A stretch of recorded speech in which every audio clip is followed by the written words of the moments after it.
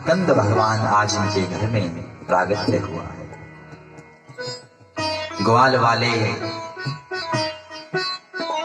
चांदी के बर्तन लेकर जा रहे थे और बड़े प्रसन्न हैं कि नंद बाबा जी के घर से चांदी के बर्तन मिल गए।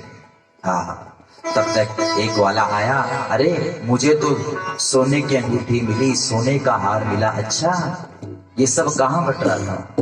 बोले नंद बाबा जी दान कर रहे। अब ये क्या करते हैं, चांदी को वहां छोड़ दिया और दौड़े नंद बाबा के पास, बाबा हमको भी तो सोना दे दो।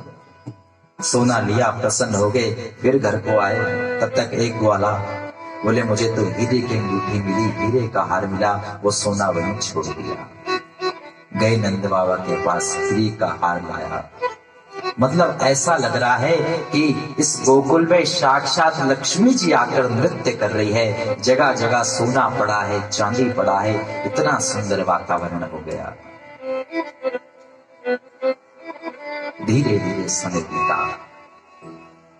नंद बाबा को याद आया कि कंस को जो हम कर देते हैं प्रत्येक महीने, वो कर इस महीने नहीं दिया गया, और नहीं दिया तो ना जाने कौन सा संकट खड़ा कर देगा। लाला के आने की प्रसन्नता में सब कुछ भूल गए। याद आया तो कंस के पास जाने के लिए तैयार हुए। ग्वाल वालों से कहा, भैया मेरे लाला की जरा देख रेख करना। कंस के पास गए, कंस को कर दिया। यहां नंद बाबा जी की मुलाकात वसुदेव जी से हुई। दोनों आपस में बातें करने लगे।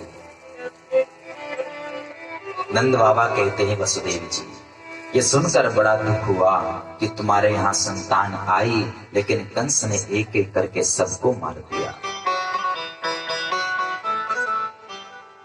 वसुदेव जी ने कहा, नंद बाबा खूनी को कौन टाल सकता है, वो सब छोड़ो, मुझे भी पता लगा है कि तुम्हारे यहाँ संतान आई है। बोले हाँ, सब आप लोगों का आशीर्वाद है, आपकी ही तो संतान है।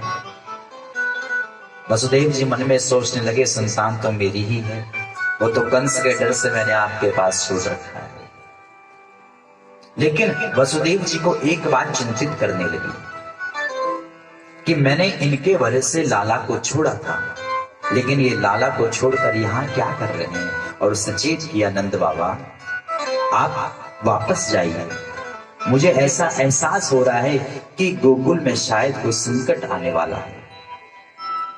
नंद बाबा जी घबराए, बार बार माला सटका रहे हैं, हे भगवान मेरे लाला की रक्षा करना, हे नारायण भगवान मेरे लाला की रक्षा करना। यहाँ कंस चिंतित है कि मेरा काल कहीं पैदा हो गया है, लेकिन पता नहीं चल रहा वो कहाँ पैदा हुआ है। सेवक ने कहा, महाराज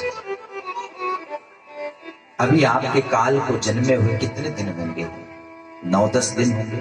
तो ऐसा करते हैं कि 10 दिन के भीतर जितने भी बालक प्रकट हुए हैं उन सबको समाप्त कर देते हैं। लेकिन ये कार्य करेगा कौन?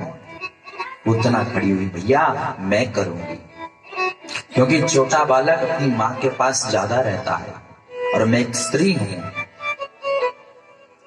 और ये काम मैं आसानी से कर लूंगी। लेकिन मन में सोचा, मैं तो राक्षसी हूं, मुझे तो कोई भीतर भी आने नहीं देगा।